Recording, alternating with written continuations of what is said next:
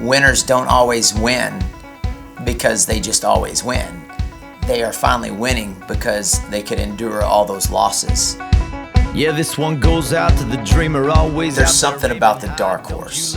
It has such ties to the Western world that it fits well for a cowboy like me to be called a dark horse. It's that guy that most unlikely of guys to win.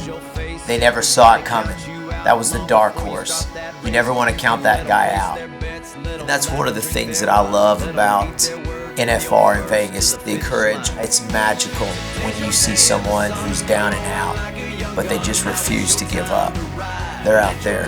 They're giving it all they've got. And their work ethic, I mean, that's inspirational. Those kind of things. That's what makes me work hard. I'm always thinking about my fans. They're worth their weight in gold. And I know this better than most artists because I played for years and years with no fans. My fans are everything.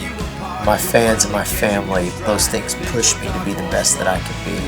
I want my show to be that much better. I'm waking up early every morning and staying up late every night working on better songs. I use those things to fuel my fire. Let your dark horse run. We live in a country where a guy like me, who came from nothing, mowed yards, bought a pawn shop guitar, and wrote the album that became the first independent album to chart #1 in the history of country music. And that's the American dream, is that we live in a country where if you're willing to work hard and get after it, you can just almost defy gravity.